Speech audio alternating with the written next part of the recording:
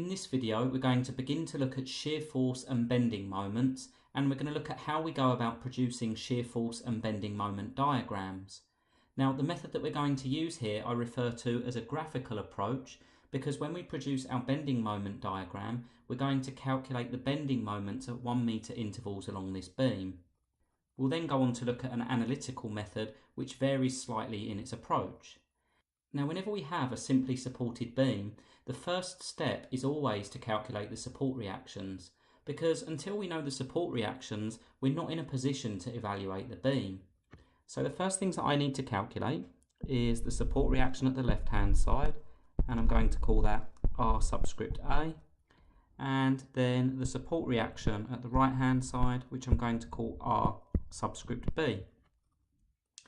Now in order to find RA and RB we're going to use an approach that we've seen before. We're going to take moments about the left hand support, or point A, in order to find the reaction at B, and then we're going to evaluate the forces pushing downwards and the forces pushing upwards in order to find RA. So first of all then, taking moments about point A, we can say that the sum of the moments in the clockwise direction equals the sum of the moments in the anti-clockwise direction. And I'm just going to specify that I'm doing that about point A.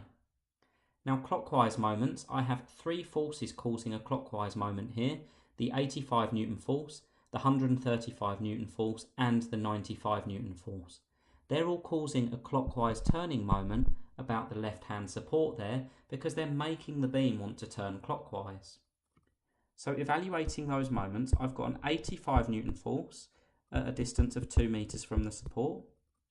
Then I've got a 135 Newton force, but this time the distance back to the support is 4 meters.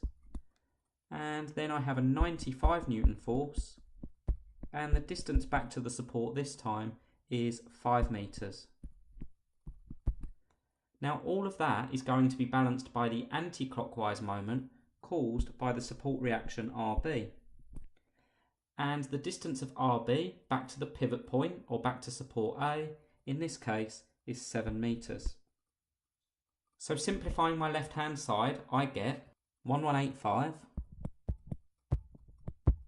and 1185 still equals 7 RB. And as I just have a simple linear equation here, all I need to do is divide each side by 7. And I'm going to get RB equals 1185 over 7. Therefore RB, the support reaction at B, equals 169.29 newtons. And I'm just going to add that to my diagram, 169.29.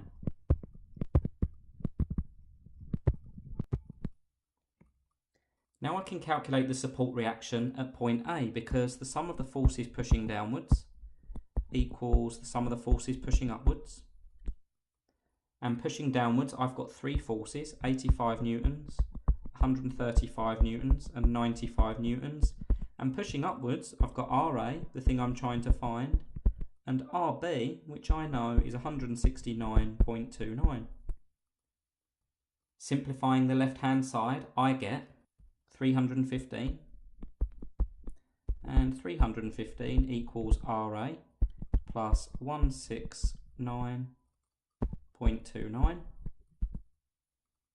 And so the next step is to subtract 169.29 from each side, and I'll get RA equals 315 minus 169.29, which equals 145.71. So now I have my two support reactions, and I'm going to add RA to my diagram also. We've got 145.71 newtons. So I have my two support reactions. So next we need to produce our shear force and bending moment diagrams, and the best way to do this is to position them directly underneath our beam there, and we'll see why as we go through this process. So what I'm going to do is I'm going to project a line down from the line of action of each of my forces. So I'm going to have a line going down at RA. I'm going to have a line going down at my 85 Newton force, I'm going to have a line going down at my 135 Newton force, and the same again at the 95 Newton force, and finally at the right hand support there. I'm then going to need a line going across in the other direction. Now the first line that I'm going to draw is going to represent my shear force diagram, and the second line that I'm going to draw is going to represent my bending moment diagram. And I'm just going to make a note, S, F, D for my shear force diagram, and B, M, D for my bending moment diagram. Now when we come to produce each of these diagrams, we have some important conventions, and the convention for shear force is as follows, and it's best represented by a small sketch.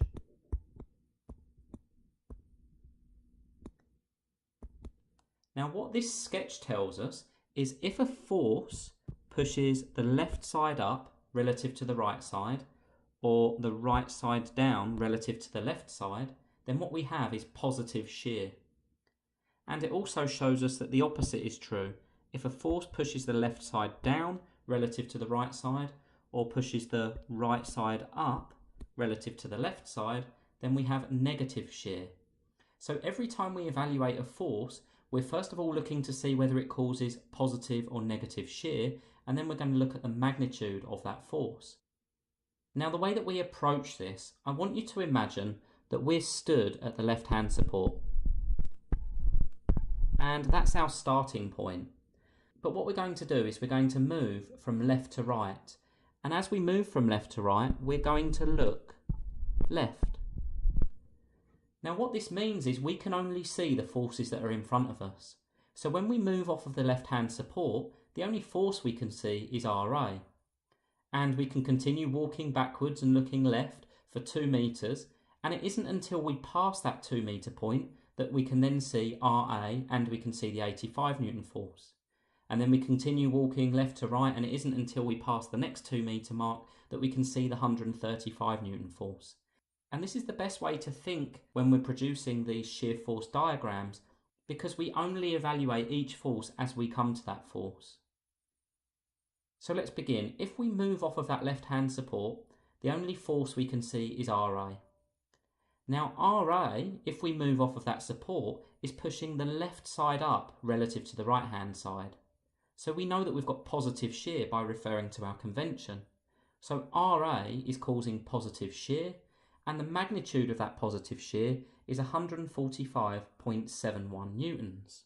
So we have a force up, and it's plus 145.7. I'm just going to work to 1 decimal place for now.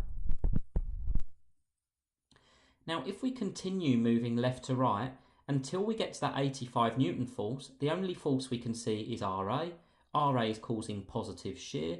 So the way that we represent that on our shear force diagram is that the shear force throughout that section is all 145.71. Note that we're only evaluating the forces here, not the bending moments or the turning moments. When we pass the 85 Newton force, the 85 Newton force is pushing the left side down relative to the right. So in actual fact, we have negative shear. And if we look at those two forces together, what we can see is the 85 Newton force is trying to cancel out or counteract RA. It's acting in the opposite direction.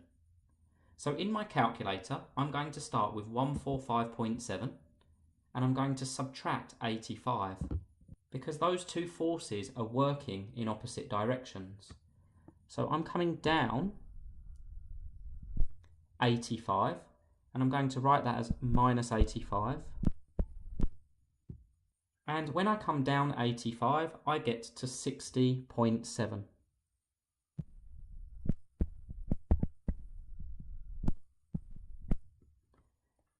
Now if I continue moving from left to right now, the only forces I'm going to see until I get to the next 2 meter mark is those two forces, the 145.7 and the 85, which add together to give me the 60.7. Now when I pass the 4 meter mark, I can also see the 135 Newton force, which is pushing the left side down relative to the right. Just imagine passing that point. So that's also causing negative shear. Now I already have 60.7 in my calculator, so from that I need to minus 135. We've got the 85 Newton force and the 135 Newton force causing negative shear, and only the 145.71 Newton force causing positive shear. So minus 135. And when I minus 135, I'm going to represent this on my diagram, minus 135 coming down, and I get to minus 74.3. Now what I normally do is put the operations in brackets, so put what I've done in brackets and leave the result outside of the brackets just to differentiate between the two. I'm going to continue moving left to right for another metre with only those three forces acting, and then I get to the 95 Newton force. 95 newtons as I pass that point is pushing the left side down relative to the right, is causing negative shear. So subtracting 95 from my 74.3 gives me minus 169.3.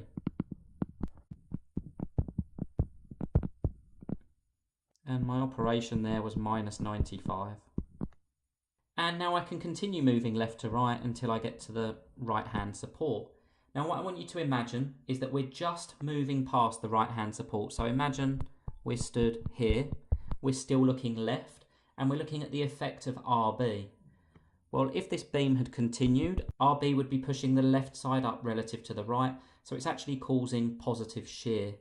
The other reason we know this is true is because if we go up 169.3, which is the magnitude of the right hand support, what we notice is that we arrive back at the zero line. And that will always be the case because we've already said that the sum of the forces pushing down equals the sum of the forces pushing upwards. If that wasn't the case, then we would have to assume that we'd actually done something wrong. So shear force diagrams always begin and end at zero. We started at zero before the application of the force at the left hand support, and then we arrive back at zero. So now we have a complete shear force diagram.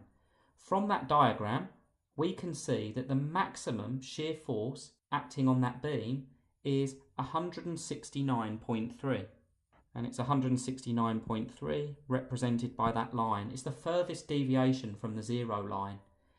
The fact that it's minus doesn't really matter. That just tells us that we're pushing the left side down relative to the right and we're shearing that beam in the negative direction. The important thing is that the maximum magnitude or the maximum deviation from the zero line is 169.3 newtons.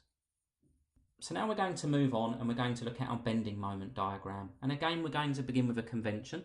And this time we have a convention that looks like this.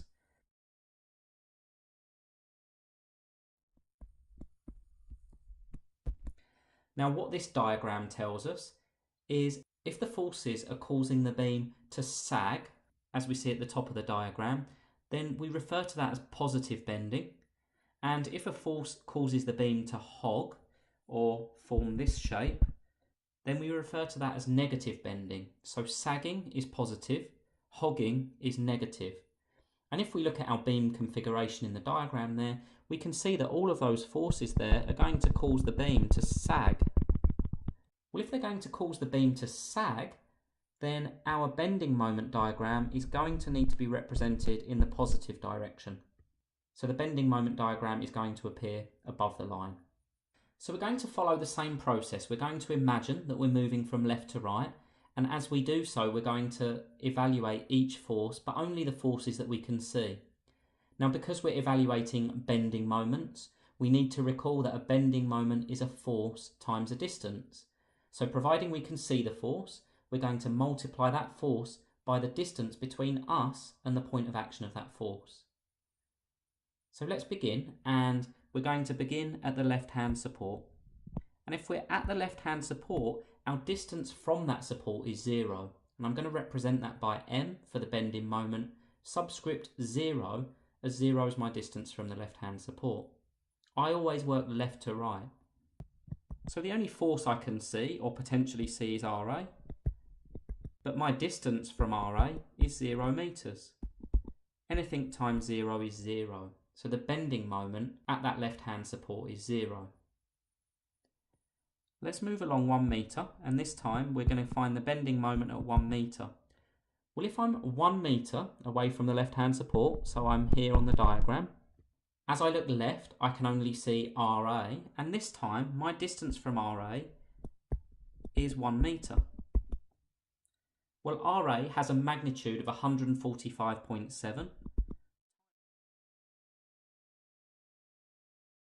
times 1 is just 145.7, and my units for bending moments are Newton meters. The last thing we need to think of is whether that's causing positive or negative bending. Well, hopefully you can see, if we're stood at 1 metre, RA is trying to push the beam upwards.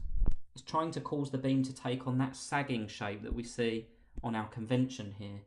Therefore, RA is causing positive bending.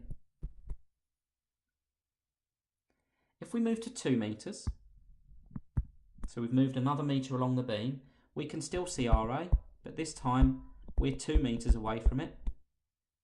And we're also standing at the line of action of the 85 Newton force.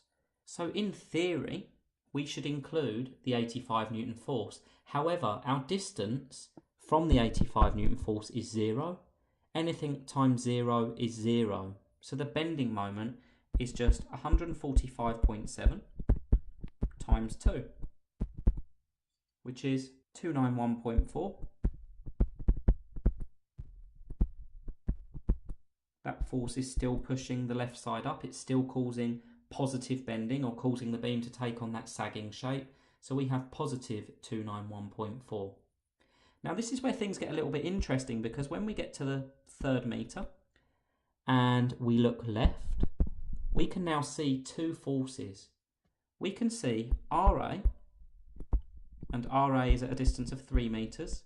We've already said RA is causing positive bending because it's making our beam want to bend upwards. But the 85 Newton force is trying to bend the beam downwards. It's trying to counteract what RA is doing. So when we evaluate that bending moment, we need to subtract 85, the size of the force, and our distance from that force is 1 metre.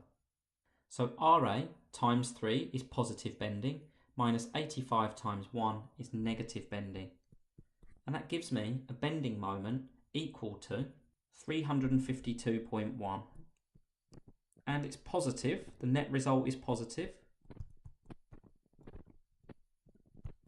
352.1 Newton meters. Let's go to 4 meters then. Well, at 4 meters, I'm 4 meters away from RA, and RA is causing positive bending. But now I'm 2 meters away from the 85 Newton force, which is causing negative bending.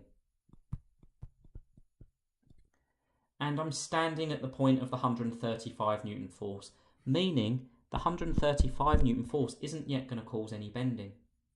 So if I run that through my calculators, recalling that RA is 145.7,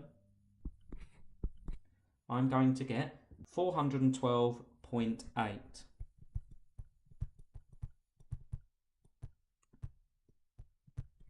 Let's move on to 5 meters. Well, at 5 meters, I can now see the 85 Newton force causing negative bending. I can see RA causing positive bending, and I can also see the 135 Newton force, which again is trying to bend this beam downwards or cause it to hog or take on the hogging profile. Therefore, that's negative. So now I've got RA times 5 minus 85, and I'm now 3 meters from that, minus 135 times 1, because I'm 1 meter from the 135 Newton force, and that gives me 338.5 Newton meters. Let's move to 6 meters then, and I'll just mark that with a cross on the diagram. So at 6 meters, I have RA times 6 minus 85 times 4, because I'm 4 meters away from that force, minus 135 times 2 now, but I'm also 1 metre away from the 95 Newton force, which is also causing the beam to hog. So minus 95 times 1. And running that through the calculator gives me 169.2.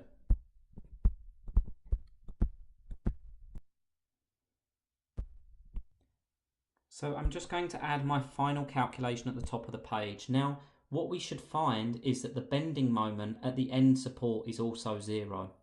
And there's a couple of reasons for this. I've chosen to imagine I'm on the left-hand support walking right and looking left, but we could also imagine the opposite. We could start at the right-hand support and move left and look right. And so at our starting point, there would be no bending moments because there would be no forces causing bending. And we'll talk about that a little bit more when we explore some more examples later on. But what I'm going to do just to demonstrate this is I'm going to calculate the bending moment looking left from the right-hand support. And this is useful to help with your understanding of these bending moment diagrams. So M7, now I'm 7 metres away from RA,